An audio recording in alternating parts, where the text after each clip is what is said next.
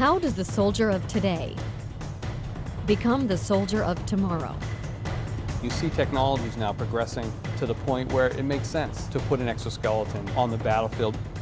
Imagine if we could replace all the small arms projectiles with one. If the soldier has a rifle, he has the same capability as an M1 Abrams tank. Cloaking is essentially invisibility. I think you can think of many possibilities where you're out in the battlefield and you'd like to not be seen.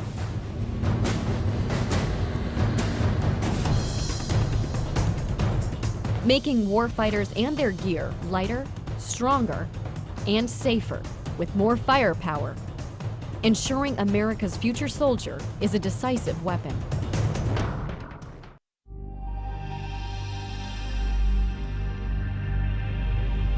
There are so many tasks within the Army that we ask soldiers to do every day that are heavy lift tasks, that are sustainment, that are long-term marches. And if we can provide something that makes what they do every day easier or allow them to do it for a longer period of time without physically getting exhausted, it helps them on the battlefield.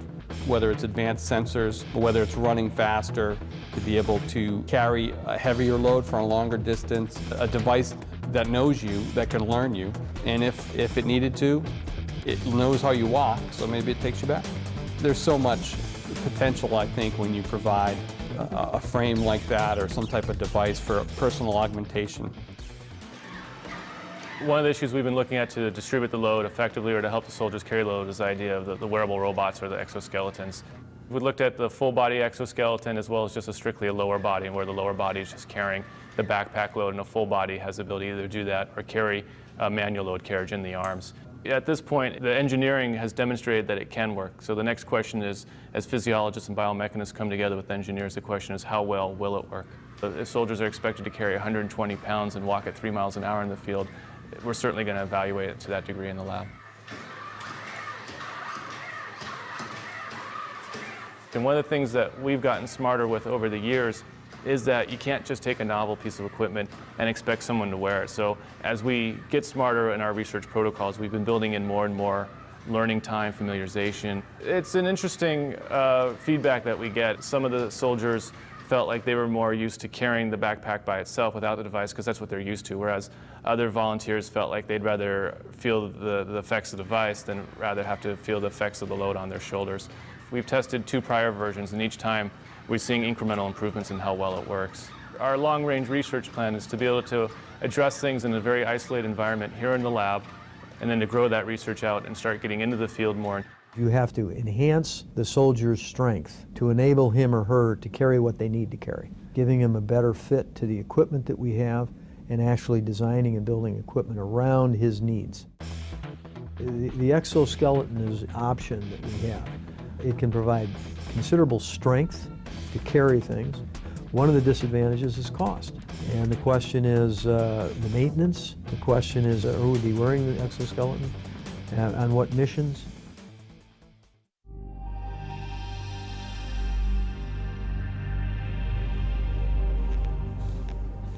While soldiers need strength and endurance on the battlefield, there are times when they also need stealth. Camouflaged uniforms can help soldiers move undetected when the mission calls for it. In the future, a revolutionary new technology might even make the soldier invisible. If I were to make myself invisible to you, what I would do is I'd get a cloak. And the cloak would consist of a cylinder that I would put around me. What would happen is the light coming from the wall back there would hit the back of the cloak, come around, and then go right to you. So you would see basically right through me. With metamaterials and the new kinds of materials that we are developing, we are able to control light as never before. It's like a whole new ball game. You start with some sort of given material like silicon, let's say, or something like that, and then you embed it. You embed it with small nanoparticles or tiny gold rods or maybe even tiny slivers of semiconductors. Now, by making these metamaterials, we're able to control light in these new ways. All the textbook things you read about light are now wrong. We can do things that beyond all these limits. So what we have here is actual experimental data of a working cloak. This works at microwave frequencies. This region here is what you're cloaking? So this region inside is the cloak, what would be cloaked, and this out here is the cloaking material. This is a truly invisible device. It's not just transparent like a piece of glass, where you can see that there's a piece of glass there because it distorts the scene behind it. This actually perfectly reconstructs everything. The Duke Group did a very important experiment when they verified these ideas using microwaves, long waves. It proved that the concept of cloaking, the concept of metamaterials, the transformation that was used to make the light go around, it proved all those things were correct. But its limitation is that it was at one specific wavelength and not a visible wavelength. So there's 1,000 challenges in bringing that up to the visible. One of the most advanced concepts is the conformal cloak.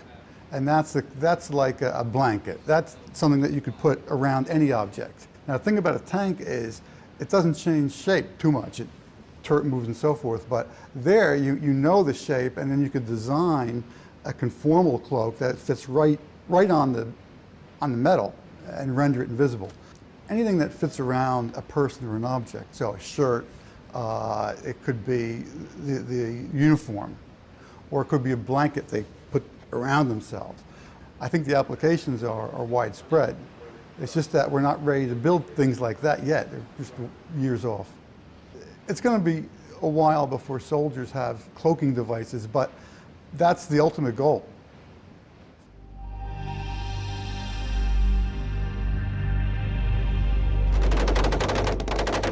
Imagine if we took, all the small arms projectiles that the Army uses now, and we hand one small arm projectile to the soldier, okay, with one weapon system. Just imagine what that would do for the Army if we could do that. And imagine a projectile 10 to 20 times more powerful than anything used by today's soldier. To get that bigger bang, Army researchers are trying to develop a new kind of explosive, using what they call disruptive energetic materials. Currently, we're exploring materials that you normally would not consider to be explosives, such as nitrogen or hydrogen or carbon monoxide. These are materials that we're planning on putting in the Army capabilities within 15 to 20 years, so far-term research. They're testing the use of lasers as a possible way to trigger the awesome explosive potential of these exotic materials. We're also working on materials that have what we call dial yield performance. That is, the soldier himself could decide what type of performance level he wants out on the field, where you could have one explosive doing the job that we have several explosives doing right now. The soldier would be able to control that effect in the future. You could potentially use that round against an armored vehicle to destroy it. Take it to the far extreme, we could also have non-lethal capability into that round by just understanding and controlling those materials. This is a whole new class of materials that if we do it correctly, it's a game changer. So one of our other challenges is being able to hit the target every time. That's our future vision. Every time the soldier pulls the trigger, he hits the target. So our focus is developing the technologies that will allow those precision-guided munitions to be produced at a very affordable cost. For the shoulder launch systems, we're looking at literally shrinking the capability that you would get out of a tank or an artillery round today into something that a soldier could launch from his shoulder. Another huge challenge for us is engaging targets in urban environments between buildings. So a system like this would allow him to shape that trajectory to fly up and over and actually come back into the reverse side and then tailor the effect, the warhead effect itself.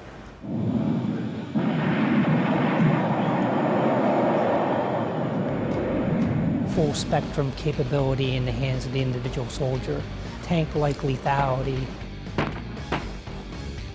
So one round that would replace many, many rounds is where we see the future of lethality going.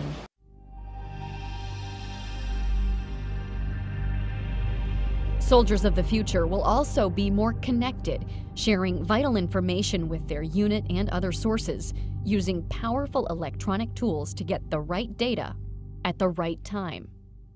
You have to limit the information to what the soldier needs to function. Situational awareness will be coming to him from sensors. He has to have his own sensors. Just getting into a good position, over. We've got to make sure not only soldiers can talk to each other by voice comms and by messaging. On top of that, you've got to communicate with all the different sensors on the battlefield. This includes everything from the unmanned aerial vehicle to unmanned ground vehicle, so something you might kick out into a building before you enter.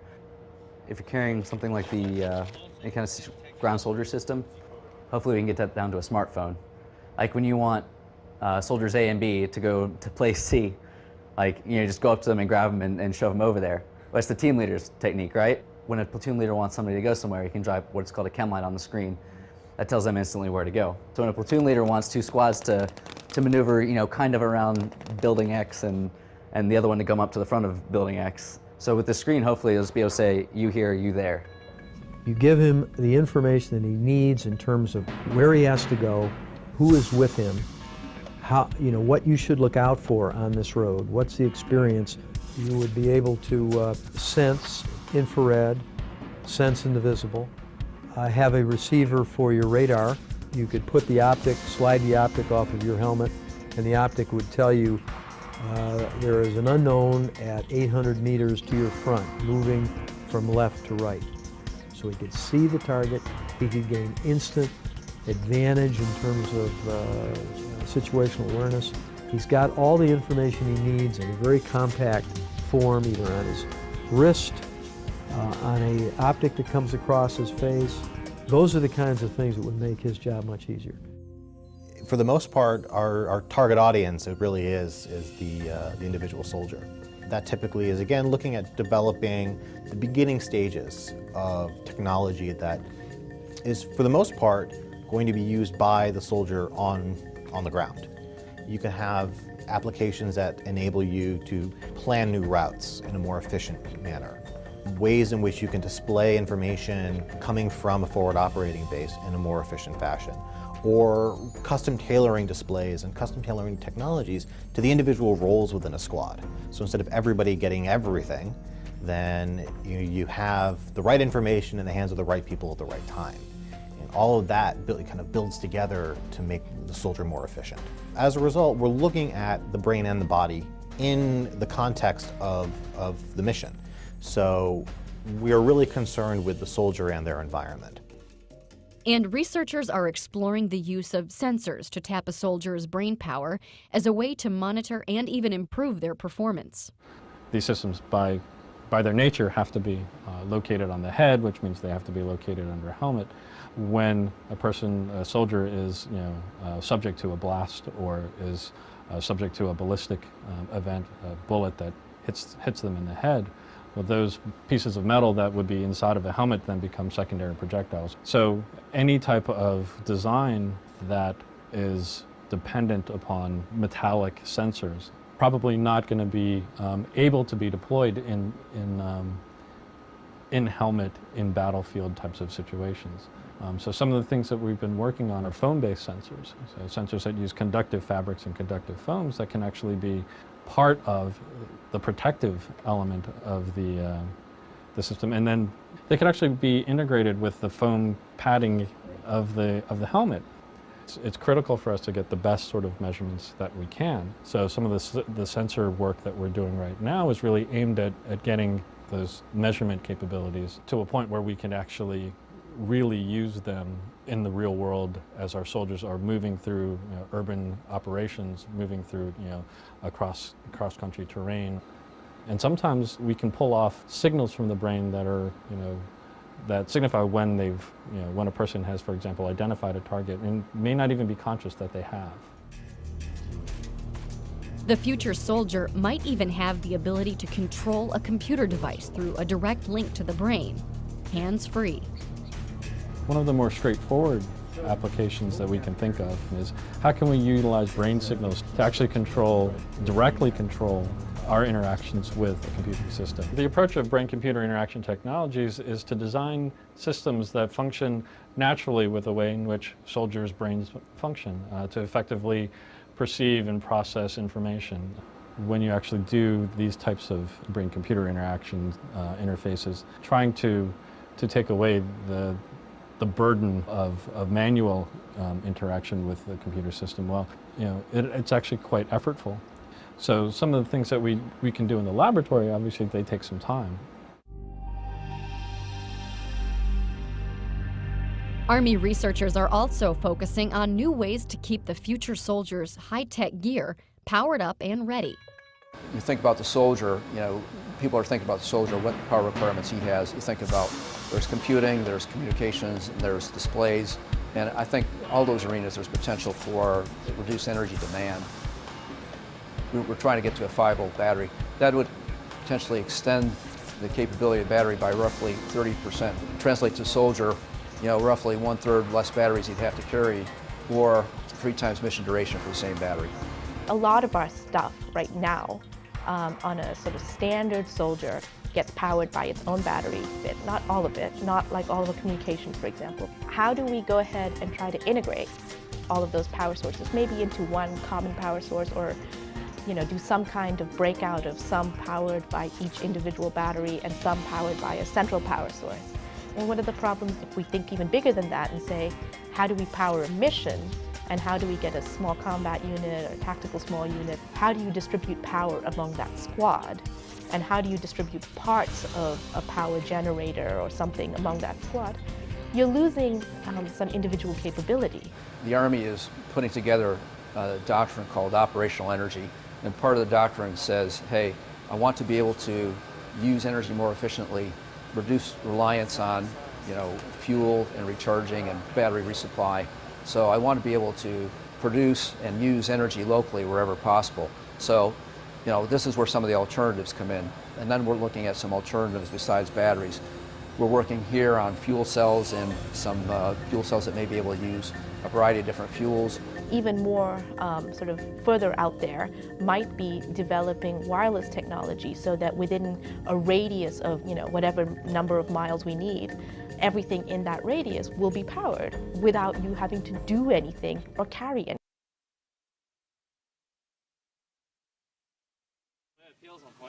One of the things we realize is that the soldier is not a person who can carry any weight you want to put on his back. A person has limits in terms of his endurance. Our job is to really increase the capabilities for the soldier, but reduce the weight at the same time.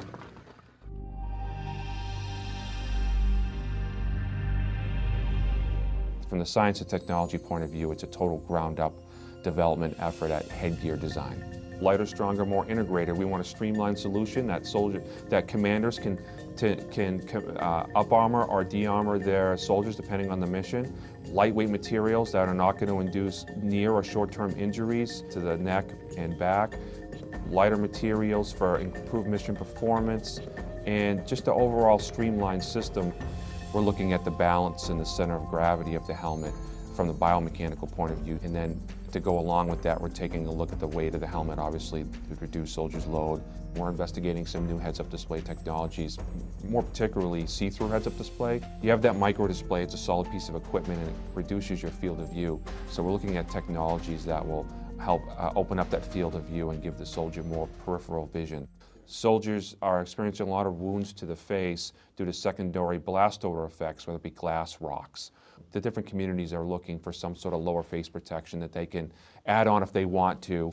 If you want to be able to protect against every single threat that's out there, you're going to have a 10-pound helmet, which is not going to be good for the soldier. Not only for their situational awareness, but the short term, they're being able to accomplish their mission. Long term, possibly long-term disability or injuries. The idea is that we're always on the hunt for new materials that are going to give us a decisive advantage. The future helmet technology here we see largely in exploring new materials to address what we would consider new issues. Rifle protection, blast resistance. Historically, helmets have been designed for ballistic resistance. They have not been designed for blast. But as you know, it's an increasing concern, like what's the impact of blast on the soldier? And that's what we're exploring now, is how do we reduce the incoming impulse to the helmet and actually ultimately to the brain.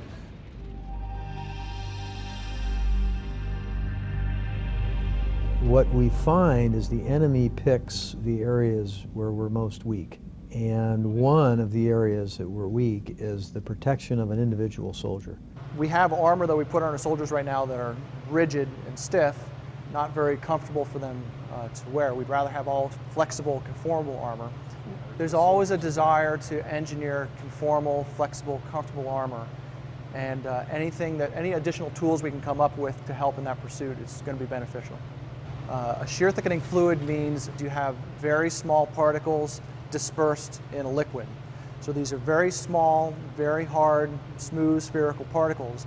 And what's really interesting about this is this, by volume, is over 50% solids. So over 50% of this is solid glass. If I take a stick here and very slowly go in and out of the fluid, I can kind of go in and out. But if I jam it in there, I can't penetrate into the fluid. We saw this material, saw this as an opportunity to perhaps exploit it for military application. Our body armor that we wear right now is composed of fabrics like this. It's a plain woven Kevlar fabric, great ballistic protection. Now, if I take the same fabric and I add the shear thickening fluid to it, it kind of acts like a glue that kind of holds together the yarns and fibers, does not permit them to slide past each other. So when I engage it with the awl, its only option for getting through is to break Kevlar. It's not going to let things slide out of the way, and you're just not strong enough to break Kevlar by hand with a tool. So I get that great puncture protection with something that's still nice and flexible. The heavy lifting is still done by the fabric. You need a high-performance fabric in there. This is just altering the way the fabric is interacting with the thread. You're not going to see the fabric disappear and be replaced by purely fluid. It's because we're taking ballistic fabrics and treating them to give them puncture resistance. We can actually make a body armor material that has both puncture resistance and ballistic resistance. This technology primarily is addressing the soft part of the armor. So potentially, if it's designed properly, we could look at reducing the weight or the thickness of the vest. And because of the unique properties of this material, it gives us a lot of opportunities to really tune performance and potentially get us into doing things like creating extremities protection for the arms, the legs, the groin. This is basic research at this point, 5, 10, 15 years. And in fact, as we continue to learn more about the material, we might discover a completely new direction that will lead us down a different path. And soldiers are playing a key role along that pathway by providing a unique blend of feedback on behalf of the future soldier. An HRV is a human resource volunteer. We go and recruit these soldiers out of their schoolhouse, and we just tell them what we are about, tell them that they can come here and just be volunteers for certain programs that we have. Typical cycle, we can have anywhere from 25 to 33 volunteers, depending on how many studies are going on. They're each here for approximately 90 days each. The first time we went in, they brought us to 5,000 feet, back down, and then they brought us up to 11,500 feet. And then we sat in there for a good half an hour just to see if everybody was okay with it, no one was getting sick or altitude sickness. They put a tube in your mouth, and then they tell you to breathe, and then breathe in heavily, breathe out heavily, in and out. When they first came, they started talking about how this is going to help people on deployments and everything, and I thought it'd be really beneficial to my brothers and sisters in arms that we could help them out in the future. We're really just beginning to understand the relationships, all the intermingling relationships between the brain and the body and the environment. The nice part about virtual environments, immersive virtual environments, is you can control every aspect of the environment. You as the experimenter know exactly what variables you're manipulating, but at the same time creating a very realistic, immersive, again, sense to the soldier. Enemy down. All right, moving into the building. We could measure a soldier's ability to walk toward or away from targets. We could measure how quickly they respond to situations, or how quickly they make decisions between potential targets. So we can use these data to construct kind of models of soldier performance. Enemy down. So a piece of technology can have a load associated with it if it distracts you, if it requires your attention periodically. The goal, of course, is to have it complement the soldier in a natural way. It all comes down to capabilities. It all comes down to requirements. It all comes down to what does the soldier need on the battlefield and what makes sense. What we like to do is we like to lay out the long-term vision. But when we see the golden nugget, the potential game changer, we introduce that much quicker into the force. I like to think imagine. And right now we're what if in many other fields too. So that's a very important part of what we do. And then of course you have to back it up by reality. And sometimes, you know, reality is just a blade of a guillotine, cutting your idea right, the head right off it. But every once in a while the ideas work out.